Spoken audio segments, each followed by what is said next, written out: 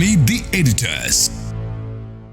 ചെങ്ങന്നൂർ മുൻ MLA KK Ramachandran നായരുടെ മകന്റെ ആശ്രിത നിയമനത്തിൽ സുപ്രീം കോടതിയിലും സർക്കാരിന് തിരിച്ചടി. R പ്രശാന്തിന്റെ നിയമനം കോടതി റദ്ദാക്കി. ഹൈക്കോടതി വിധി ചോദ്യം ചെയ്തുള്ള അപ്പീൽ കോടതി തള്ളി. ഒന്നാം പിണറായി സർക്കാർ പൊതുമരാമത്ത് വകുപ്പിൽ പ്രത്യേക തസ്തിക സൃഷ്ടിച്ചാണ് പ്രശാന്തിന് ജോലി നൽകിയത്.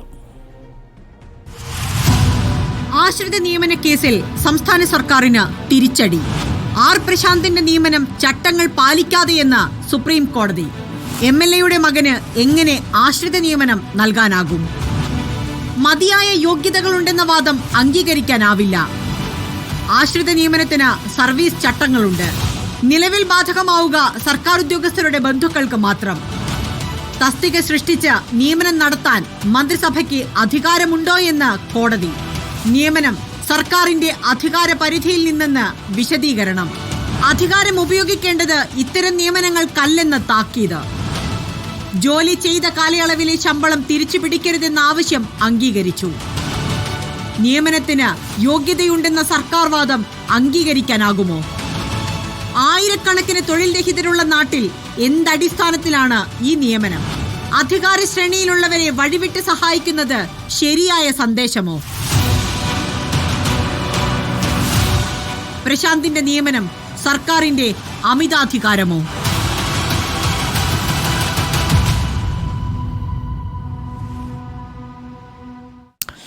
സുജയ, ഇതാണ് ചോദ്യം. പ്രശാന്തിൻ്റെ നിയമനം നടക്കുന്നത് 2018 ജനുവരി 24 മന്ത്രിസഭാ യോഗത്തിൻ്റെ തീരുമാനമാണ്. അതിനെ തുടർന്നാണ് അദ്ദേഹത്തിന് നിയമനം നടത്തുന്നത്. പൊതുമരാമത്ത് വകുപ്പിൽ അസിസ്റ്റന്റ് എഞ്ചിനീയറായിട്ടായിരുന്നു നിയമനം. കേരളത്തിൻ്റെ ചരിത്രത്തിൽ ഒരു MLAയുടെ മകന്, ഒരു ജനപ്രതിനിധിയുടെ മകന് ആശ്രിത നിയമനം നൽകി എന്നതായിരുന്നു കേസ്. അന്ന് പരാതിക്കാരനായിട്ട് പോയത് നെന്മാറയിലുള്ളൊരു അശോക് കുമാറായിരുന്നു. അപ്പോൾ ആ ഹൈക്കോടതി വരെ എത്തി. ഹൈക്കോടതിയിലും സർക്കാരിന് തിരിച്ചടിയാണ്. അമിതാധികാര പ്രയോഗമായിരുന്നു.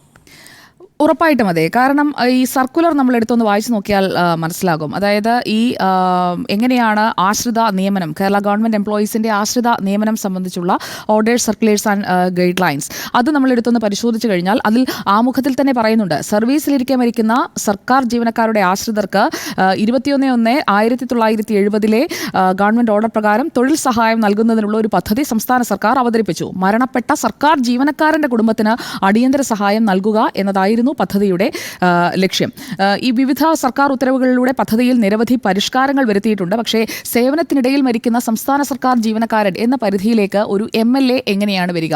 അപ്പോൾ അതിൽ ചട്ടങ്ങൾ, ഈ റൂൾസ് അനുസരിച്ച് കൃത്യമായി എങ്ങനെയാണ് സർക്കാർ ജീവനക്കാരുടെ മരണത്തിൻ്റെ സാഹചര്യങ്ങൾ പരിഗണിക്കാതെ ആശ്രിതർക്ക് പദ്ധതി പ്രകാരം തൊഴിൽ സഹായത്തിനുള്ള അർഹത, അങ്ങനെ പല പല ക്ലോസസ് ഉണ്ട്. പക്ഷേ ഈ ക്ലോസസിൽ ഒരിടത്തും MLAയുടെ മകന് ഇങ്ങനെ ഒരു ജോലി നൽകാം, അല്ലെങ്കിൽ MLAയുടെ ആശ്രിതന് ആശ്രിത നിയമനം നൽകാം, അതൊരു സർക്കാർ സർവീസായി ഒരു MLA അല്ലെങ്കിൽ ഒരു ജനപ്രതിനിധി എങ്ങനെയാണ് വരിക?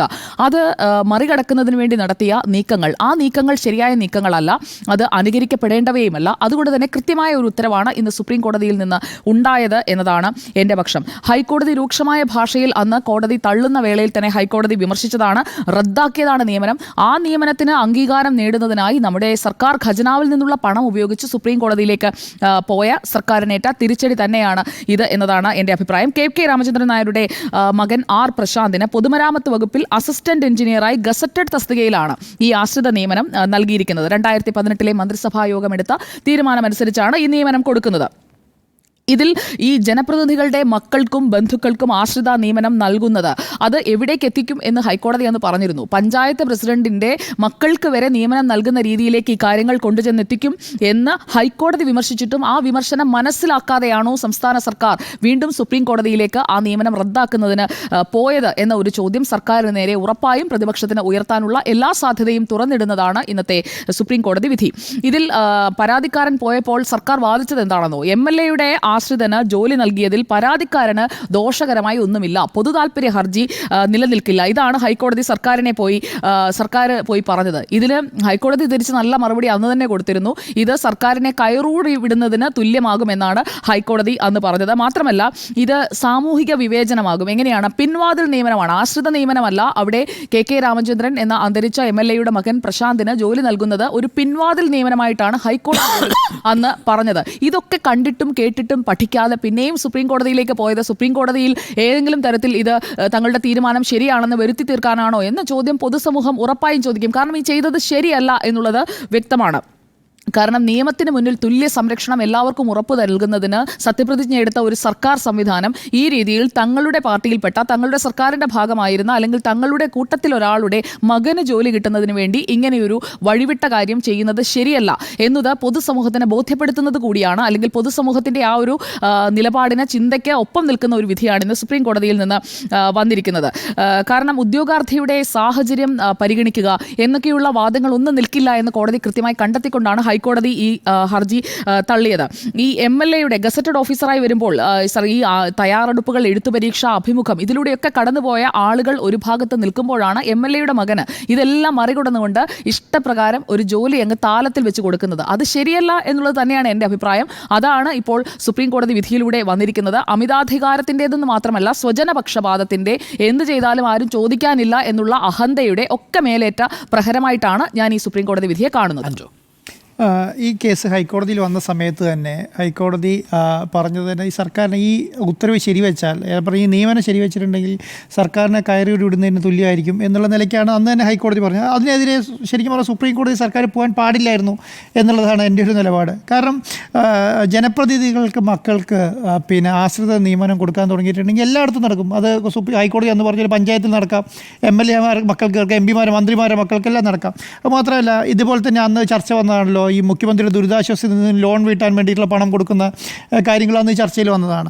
അപ്പം ജനപ്രതിനിധികളുടെ മക്കൾ എന്നുള്ളതിനേക്കാൾ അപ്പുറം കേരളത്തിലെ വിദ്യാസമ്പന്നരായ കുട്ടികൾക്ക് അവർക്ക് പഠിച്ചു മുന്നേറാനുള്ള ഭിന്നശേഷിക്കാരായ മക്കളൊന്നുമല്ലല്ലോ. കാരണം അവർക്ക് പഠിച്ചു മുന്നേറാനുള്ള എല്ലാ സംവിധാനങ്ങളും കേരളത്തെ സംബന്ധിച്ചിടത്തോളം ഉണ്ട്. കാരണം എഴുത്തു പരീക്ഷയാണ് അവരുടെ ഒരു മാർഗം എന്ന് പറയുന്നത്.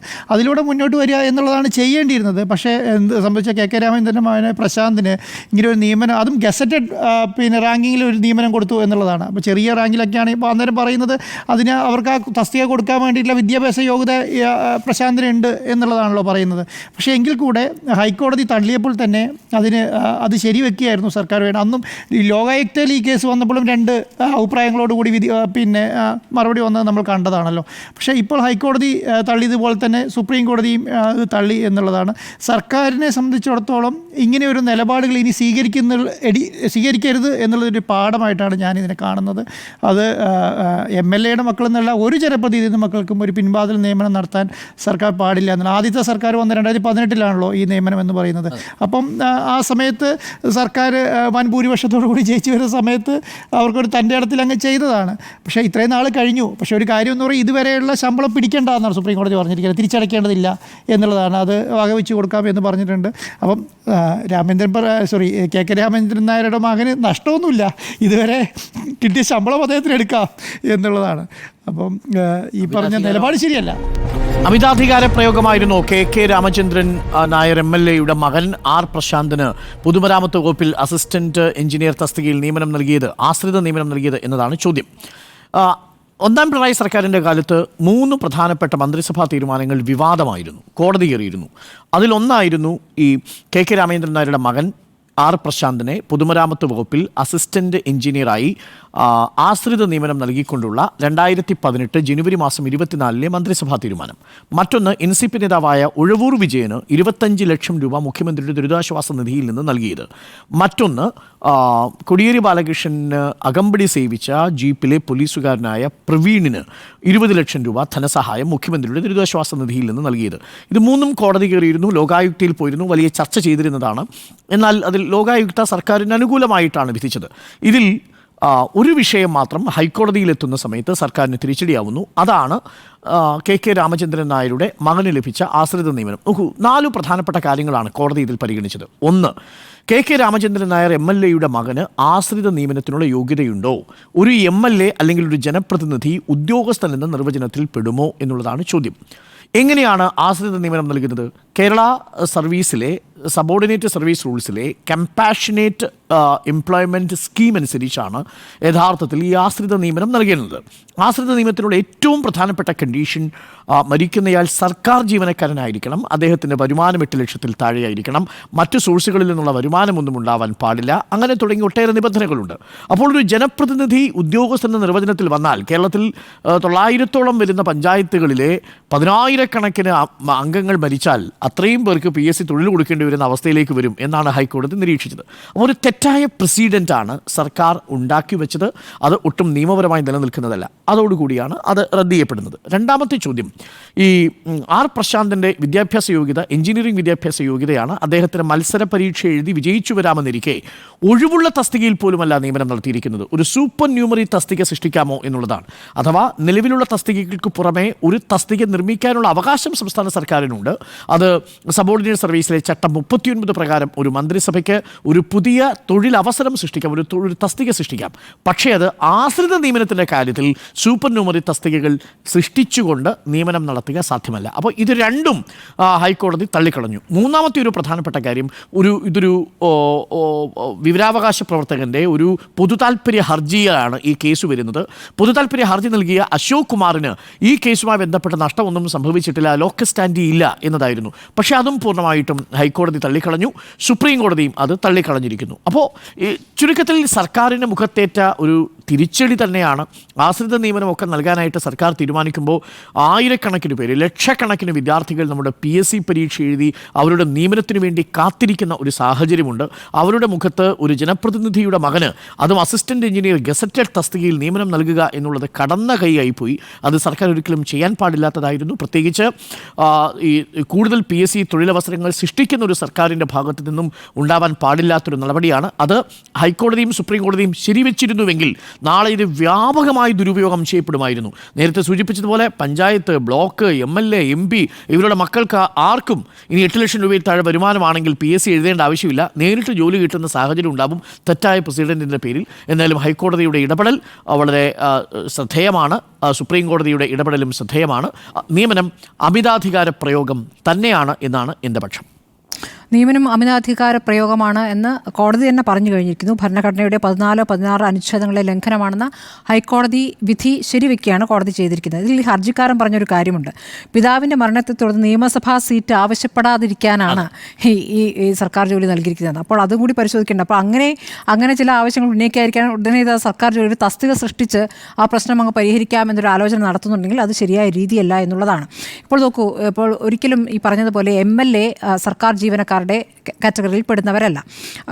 മന്ത്രിസഭായോഗങ്ങൾ ചില പ്രത്യേക സാഹചര്യങ്ങളിൽ ചിലർക്ക് ജോലി നൽകാറുണ്ട്. ഇപ്പോൾ വയനാട്ടിലെ ശ്രുതി, എല്ലാ ബന്ധുക്കളും നഷ്ടപ്പെട്ട ശ്രുതിക്ക് ഇപ്പോൾ സർക്കാർ മന്ത്രിസഭായോഗം തീരുമാനിച്ചു, ജോലി നൽകാൻ തീരുമാനിച്ചു. അത്തരം കാര്യങ്ങളിൽ സർക്കാരിൻ്റെ കരുതലായി അതിനെ കാണും. പക്ഷേ ഇത് വേറെ രൂപത്തിലുള്ള കരുതലാണ്. ആ കരുതൽ അംഗീകരിക്കാൻ പറ്റില്ല. പ്രത്യേകിച്ച് ഇപ്പോൾ നോക്കൂ, പുതിയൊരു ചട്ടം കൊണ്ടുവരികയാണ്. ആശ്രിത നിയമനത്തിന് മക്കൾ യോഗ്യരാകണമെങ്കിൽ അച്ഛൻ അല്ലെങ്കിൽ അമ്മ മരിക്കുമ്പോൾ 13 വയസ്സെങ്കിലും തികയണമെന്ന നിർദ്ദേശം സർക്കാർ മുന്നോട്ട് വെച്ചിരിക്കുകയാണ്. ഒരു വശത്ത് സർവീസ് സംഘങ്ങൾ ഇതിനെ എതിർത്തിട്ടുണ്ട്. ഒരു വശത്ത് ഈ രീതിയിലേക്ക് കാര്യങ്ങൾ കൊണ്ടുപോകുമ്പോഴാണ് ഇപ്പുറത്ത് ഈ തരത്തിലുള്ള കാര്യങ്ങൾ ചെയ്യുന്നു എന്നുള്ള വിവരം ലഭിക്കുന്നത്. അപ്പോൾ ഇത് ഒരു തരത്തിലും അംഗീകരിക്കാൻ പറ്റുന്ന കാര്യമല്ല. കോടതി തന്നെ അത് എന്താ പറയുക, പൊതുജന മധ്യത്തിലേക്ക് എടുത്തിട്ടിരിക്കുന്നു. ഇങ്ങനെ ചില കാര്യങ്ങൾ സർക്കാർ ചെയ്തിരിക്കുന്നു, ഇനി അത് ചെയ്തുകൂടാ എന്ന്. പല ഉദാഹരണങ്ങളും ഇത്തരത്തിൽ ചെയ്തതിൻ്റെ നമ്മുടെ മുന്നിലുണ്ട്. നേരത്തെ നിയമസഭാംഗമായിരിക്കെ മരിച്ച KV വിജയദാസിന് രണ്ടാമത്തെ മകൻ KV സന്ദീപിന് പാലക്കാട് ജില്ലയിൽ ഓഡിറ്ററായി നിയമനം നൽകിയതും ഇത്തരത്തിൽ നിയമക്കുരുക്കിൽപ്പെട്ടിരുന്നു. അതിൻ്റെ ഇപ്പോഴത്തെ സ്റ്റേറ്റസ് എനിക്കറിയില്ല. പക്ഷേ ഇത് നേരത്തെയും ചെയ്തിട്ടുണ്ട്. പല കേസുകളെ നമ്മൾ കേൾക്കുന്നു. അപ്പോൾ ചെയ്തുകൂടാ എന്ന് കൃത്യമായ സുപ്രീം കോടതി പറഞ്ഞു കഴിഞ്ഞിരിക്കുന്നു. സർക്കാരിനുള്ള ഒരു താക്കീതായി തന്നെ അതിനെ കാണണം. അപ്പോൾ നിയമനം അമിതാധികാരമോ എന്ന ചോദ്യത്തിന് 4 പേരുടെയും അഭിപ്രായം യെസ് എന്ന് തന്നെയാണ്.